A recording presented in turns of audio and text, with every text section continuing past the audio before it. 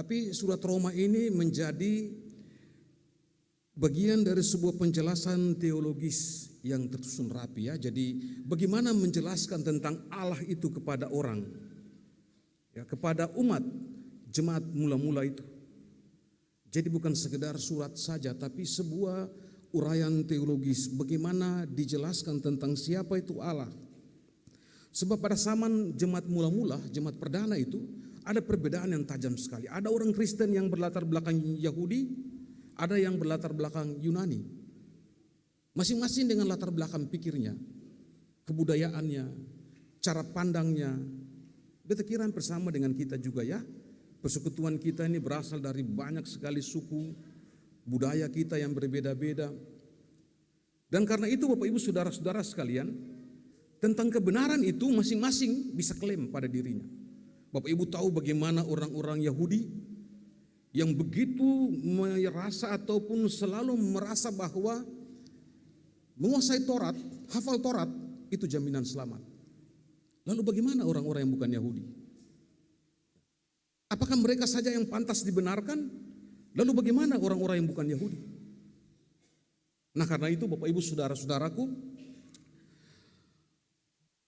sebetulnya Paulus ingin menekankan ya dalam kalau kita Bapak Ibu masih buka surat Roma tadi pasal 1 ayat 16-17 itu ya.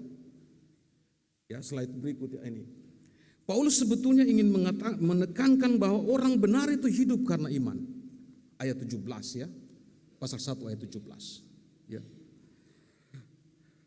Kekuatan Allah yang menyelamatkan setiap orang yang percaya, pertama-tama orang Yahudi, orang Yunani, sebab di dalamnya nyata kebenaran Allah yang bertolak dari iman dan memimpin kepada iman. Bertolak dari iman dan memimpin kepada iman. Kepada iman. Seperti ada tertulis orang benar hidup oleh iman. Ya ini penting. Karena itu Bapak Ibu saudara-saudara sekalian, perikop yang kita baca tadi Roma pasal 1 ayat 18-32 itu ingin Paulus tegaskan ya Bapak Ibu, ingin ditegaskan oleh Paulus ya, bukan soal menguasai Taurat. Bapak Ibu lihat bagaimana perikop ini, nanti kita lihat bagaimana perbuatan-perbuatan yang dilarang Tuhan itu sebetulnya melampaui Taurat.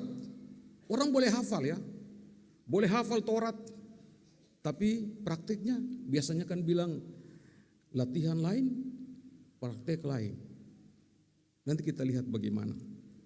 Tapi Paulus ingin tegaskan bahwa setiap orang itu bersalah pada dirinya. Bahwa potensi itu ada, potensi kesalahan. Bisa salah itu ada. Entah mereka menguasai Taurat atau tidak. Karena itu Bapak Ibu saudara-saudara sekalian, Paulus mengingatkan jemaat di Roma, termasuk kita jemaat di Bentas ini.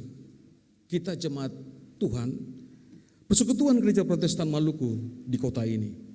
Bukan saja orang-orang Roma yang membaca dan mendengar apa yang Paulus ingin sampaikan, tetapi kita hari ini.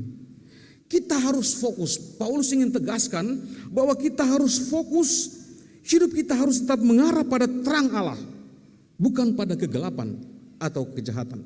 Terang lawannya gelap. Ya, jadi mari kita terus fokus, bukan saja orang-orang di kota Roma, tapi orang-orang di kota Ambon, orang-orang di Bentas. Persekutuan ini harus tetap fokus untuk mengarah pada terang Allah, bukan pada kegelapan. Itu yang ingin ditekankan oleh Paulus. Dan karena itu Bapak Ibu, sampai hari ini iman kita akan terus bertumbuh. Kita harus terus bertumbuh dalam iman. Kita baru saja merayakan Paskah, ya, dan iman kita terus bertumbuh. Apa makna Paskah bagi kita? Banyak jemaat kita, saya tidak tahu di sini ya, tapi sampai hampir siang ya, sampai mau Paskah lagi su mengantuk, ya. Lalu kalau pendeta juga khotbah lama juga, kau tuh sama tidur habis. Ya. Apa makna Paskah bagi kita? Sukacita Paskah. Apa makna kebangkitan itu bagi kita? Apakah kita tumbuh terus? Ataukah Natal, Minggu Sengsara, Jumat Agung, kebangkitan, bahkan khotbah-khotbah tentang penampakan Yesus kemarin itu tidak dampak sama sekali bagi kita? Apakah Yesus itu tidak tampak dalam hidup kita hari ini, dalam keluarga kita? Saat kita kuliah, saat kita bersekolah, saat kita kerja dan membangun usaha kita, ketemu kita dengan Tuhan keseng. Tuhan itu kita temukan dalam hidup kita keseng. Sebentar ini pulang, apakah cuma Tuhan ketemu di sini, kita ketemu Tuhan di gereja? Atau kita pulang nanti kita ketemu Tuhan juga di rumah kita, di tempat-tempat kita berusaha. Tuhan yang tampak itu. Jadi kita harus terus tumbuh, karena itu perikop ini mengingatkan kita ada dua tipe manusia. Ya, itu Kroasia, iman yang bertumbuh, ya. Ada orang benar, ada orang jahat. Ada kebenaran, ada kejahatan. Ya. Itu beradu, ya. Dia selalu beradu dalam diri kita. Dan Bapak Ibu, saya kira kalau kita realistis, ini real, ini sangat manusiawi. Jangan kita merasa bahwa dengan menjadi Kristen dan percaya kepada Yesus semuanya beres. Begitukah? Kita kan selalu berdoa, Tuhan singkir lalukan penyakit, ya, sampai kepada maut. Tapi habis berdoa, kalau menjaga kesehatan kan pasti sakit. Apalagi cuaca lagi ini ya, hujan. Apakah doa kita salah, atau Tuhan yang salah, atau kita yang salah? Gitu. Jadi bukan berarti percaya, mengimani Yesus dan semuanya beres. Tidak. Kebaikan, kebenaran dan kejahatan itu ada di dalam diri kita, ada di sekitar kita. Karena itu mari kita bertumbuh dalam iman dengan kesadaran itu. Anak-anak kita juga. Anak-anak itu kan kadang-kadang kita pakai istilah jahat atau nakal. Kita kadang-kadang memilih anak-anak kita bukan jahat tapi nakal. Dan itu ada di sekitar, di rumah kita, di sekitar sekeliling anak-anak kita saat mereka bermain dan tumbuh. Karena itu Bapak Ibu, ada dua hal ya dari perikop kita. Yang pertama, ayat 18 sampai 20 itu, Allah menyatakan murkanya bagi orang berdosa. Ya. Jadi itu Alkitab bilang, murka bagi orang berdosa. Ada tiga kata ya, kata-kata yang bahasa aslinya Alkitab, baik itu Ibrani maupun Yunani.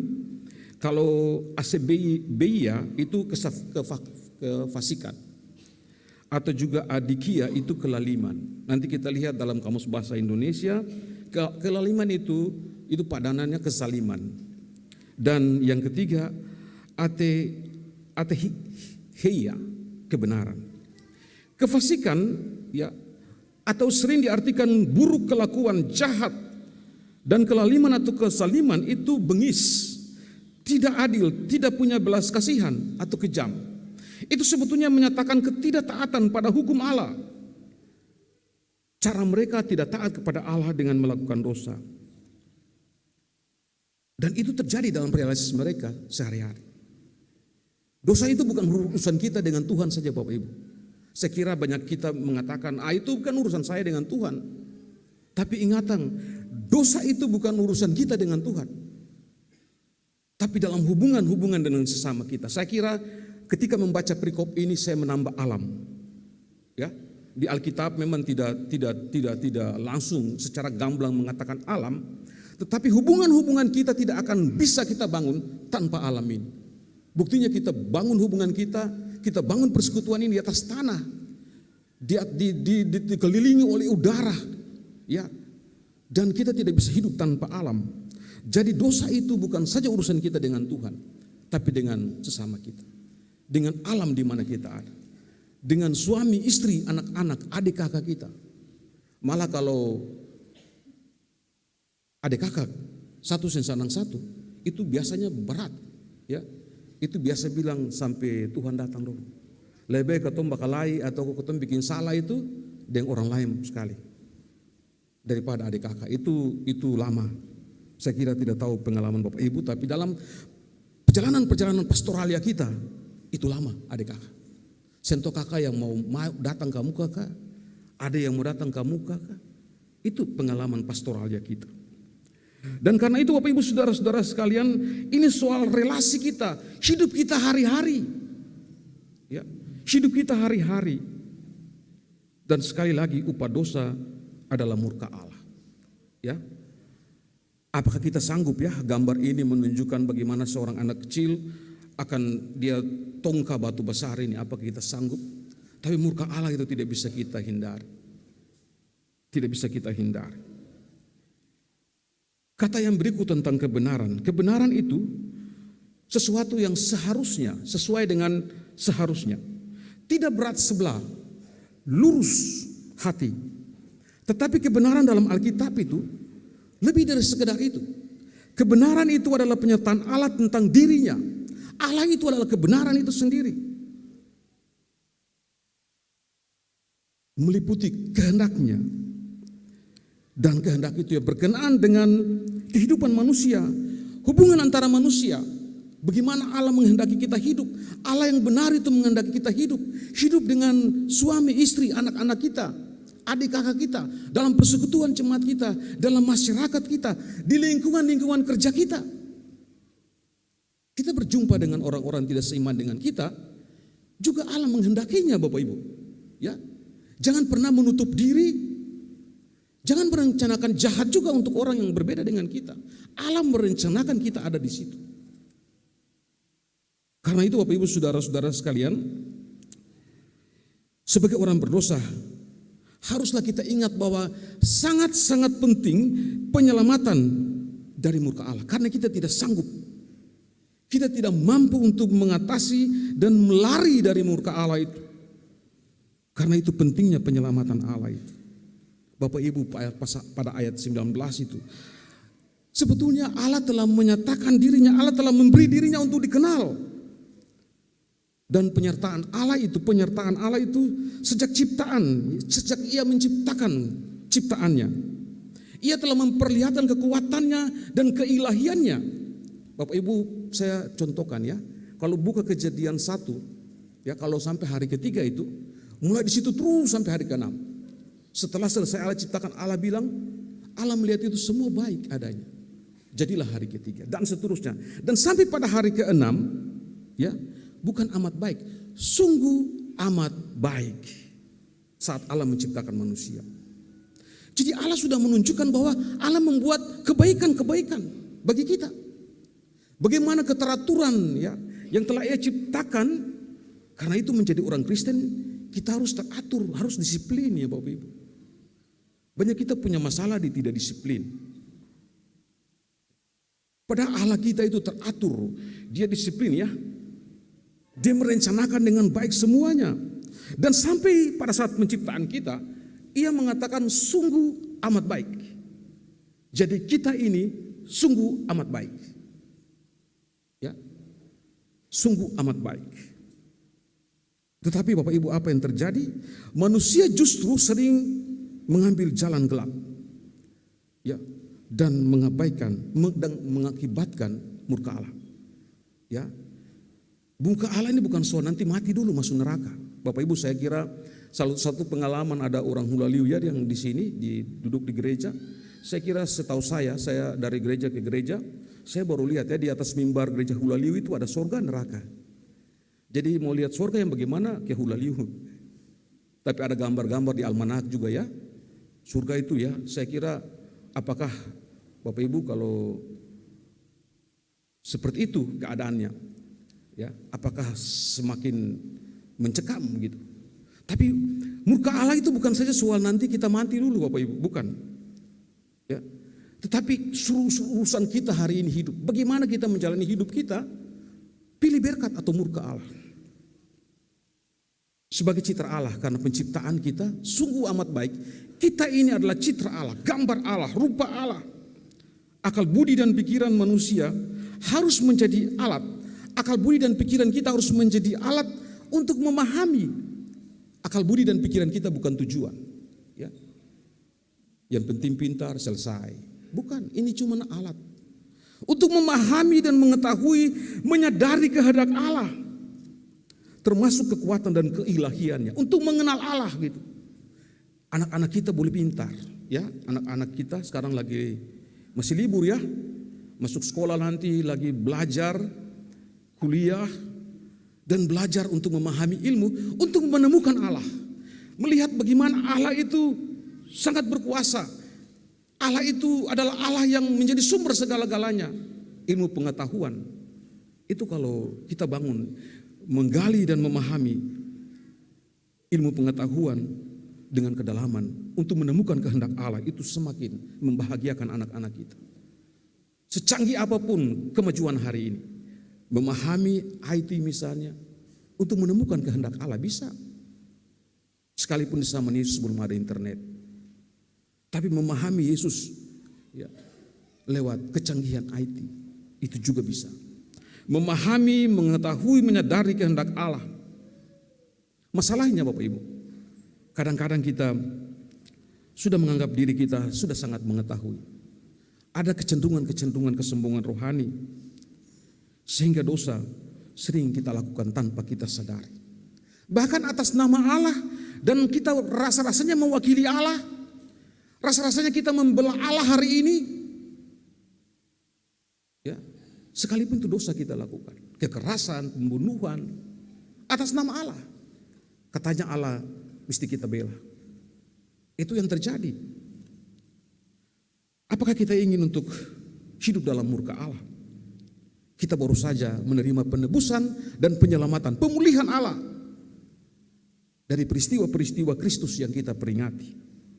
Bagian yang terakhir Bapak Ibu ayat 21 sampai 32. Manusia berdosa tidak memuliakan Allah. Orang-orang yang disebut manusia berdosa itu tidak memuliakan Allah. Tadi mendapat murka Allah, tapi tidak juga memuliakan Allah. Kalau dia tidak memuliakan Allah, bagaimana jadinya hidupnya? Manusia berdosa memilih hidup dalam pikiran yang sia-sia dan hati yang bodoh menjadi gelap. Itu dijelaskan tadi kita baca ya Bapak Ibu.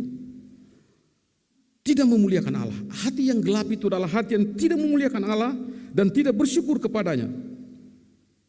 Jadi tidak hanya cukup memahami Allah, ya, cukup memahami Allah, tetapi harus kita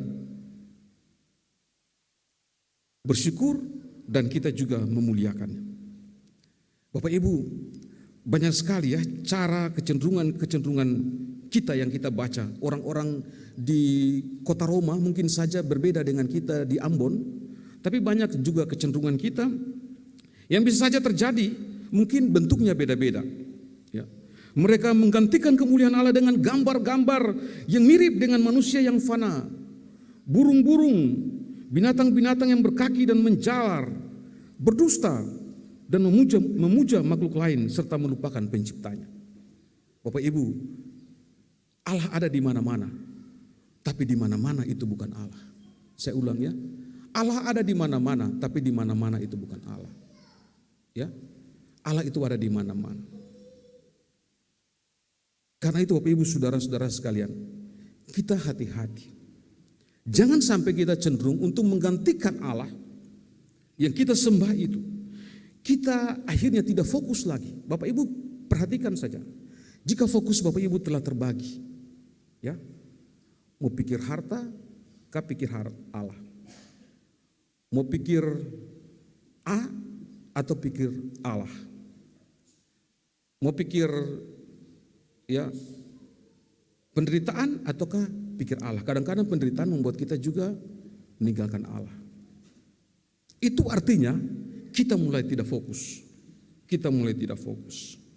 Bapak Ibu, dalam bahasa Alkitab juga hati ya, baik itu dalam Yunani maupun Ibrani, lebab ya, itu ya. Dan juga kardia Yunani. Itu sama-sama menunjukkan tiga hal. Pemikiran, intelek, ya, pengetahuan, tapi juga emosi, ya, soal perasaannya, tapi juga kemauan atau kehendak. Jadi hati itu ada tiga aspek yang sangat penting dalam Alkitab. Dan itu artinya itu menjadi pusat pengendali, itu menjadi pengendali diri kita. Nah kalau hati sudah gelap, ya, Bapak Ibu lihat gambar itu ya, gelap. Hanya satu titik ya mungkin saja itu. Itu cara kita memahami hidup. Bapak Ibu hanya melihat satu titik saja. Padahal Tuhan itu luas. Tuhan itu bisa memberikan segalanya bagi kita. Kita hanya mampu melihat dari satu hal. Mungkin saja ya sangat kecil. Padahal Bapak Ibu keluar dari rumah, Bapak Ibu lihat rumah Itu Bapak Ibu berhadapan dengan matahari dan terang yang hari ini Allah sediakan bukan saja kepada orang-orang baik, tapi kepada orang jahat, kepada orang-orang berdosa maupun orang-orang benar. Allah sediakan itu. Jadi Bapak Ibu, orang-orang yang hidup dalam kehidupan yang tidak memuliakan Allah itu adalah orang yang berbuat segala hal, tapi itu hanya sia-sia. Ya, hanya sia-sia. Bagaimana perbuatannya itu ya? Itu ya tanda stop, ya. Berbahaya itu. Berbahaya. Saya tidak baca ulang lagi. Tapi perbuatan-perbuatan ini sia-sia Bapak Ibu. Sia-sia. Apa yang bisa kita hasilkan? Jika kita menjadi orang-orang yang jahat, zalim, bisakah itu bersama-sama dengan tetangga kita? Bisa kita ditolong oleh orang untuk kinerja kita bagus? Bisakah kita belajar bersama-sama agar nilai kita bagus di semester ini? Atau ujian akhir nanti? Kalau kita jahat, kita zalim, apakah kinerja kita di kantor-kantor bisa ditopang oleh saudara-saudara kita yang lain? Itu sia-sia Bapak Ibu saudara-saudara. Dan ini soal keputusan hati. Soal keputusan hati ya. Jadi Bapak Ibu, di dalam diri kita ya, seperti peristiwa Taman Eden itu, kita hanya banyak hanya melihat bagaimana ular dan Hawa kemudian Adam. Tapi sebetulnya itu lambang dari bagaimana berhadap-hadapannya kebaikan dan kejahatan. Itu realistis. Anak-anak kita itu harus tumbuh dalam kesadaran itu. Jangan sampai dibuat sudah instan, anak-anak kita ya dibuat seakan-akan semuanya baik. Semuanya aman-aman saja. Nanti mereka ketemu, mereka bisa stres. Harus belajarkan mereka, berikan pengertian kepada mereka. Kejahatan ada di sekitar hidup mereka. Ya. Kejahatan itu bisa terjadi di sekeliling mereka. Hati-hati. Nona, nyong. Supaya mereka itu tumbuh dengan kuat, dengan kesadaran itu. Kalau semua sudah instan hari ini, apakah semua jadi aman-aman saja? Bapak Ibu saudara-saudaraku sebagai pengikut Kristus, ya ini slide terakhir Bapak Ibu, saya ambil di Google ya. Saya kira ini. Saya kira apa yang bisa kita bilang? Marilah kita kembali pada kehormatan diri kita sebagai citra Allah. Saya kira saya tidak berkhotbah dan tidak mencas Bapak Ibu jemaat. Saya kira Bapak Ibu banyak orang sekarang jemaat kita dalam persekutuan anak-anak muda hari ini sementara berusaha untuk keluar dari ancaman kejahatan, godaan kejahatan. Ya, kadang-kadang kita lemahkan mereka. Saudara-saudara kita saya ambil contoh ya, mereka mau pulang ya, di lapas itu kan namanya warga binaan. Ketika mereka pulang, mereka takut pulang ke rumah atau lingkungan mereka. Karena mereka bilang, Pak, sampai di sana itu lingkungannya itu dong ngangkoton di mata sebelah. Bagaimana dia berubah lagi? Itu yang kita bilang bahasa napi itu tidak tepat juga ya. Sekarang itu warga binaan. Ada banyak anak-anak, banyak umat kita, banyak para orang tua kita yang sementara berjuang untuk keluar dari perbuatan-perbuatan yang jahat. Yang mau meninggalkan perbuatan-perbuatan yang tidak benar. Mau kembali pada kehendak Tuhan, kita doakan mereka. Ya, mungkin bapak atau mama juga mungkin diam-diam sementara berubah hari ini. Ya, anak-anak kita diam-diam juga mungkin bapak sen tahu atau mama sen tahu, tapi ada bikin sesuatu yang dia tahu kalau bapak dan mama tahu pasti bapak dan mama kecewa. Dia diam-diam ingin berubah. Ya. Kita harus kembali siapapun kita hari ini. Kita harus kembali bahwa kita ini citra dan gambar Allah. Ya. Kita ini citra dan gambar Allah. Agar hati kita, pikiran kita, emosi kita, bahkan kehendak kemauan kita, itu kita taklukkan seturut dengan kehendak Allah. Saya kira kita hidup sampai hari ini bukan karena kuat kita, bukan kemauan kita. Hari ini, minggu muka ini kan ketemu pasti perencana Bapak Ibu ya, mau bikin apa. Tapi bukan karena kuat kita, karena seturut kehendak Allah. Karena itu taklukkanlah hidup kita di dalam kehendak Allah. Tuhan memberkati Bapak Ibu sekalian. Amin.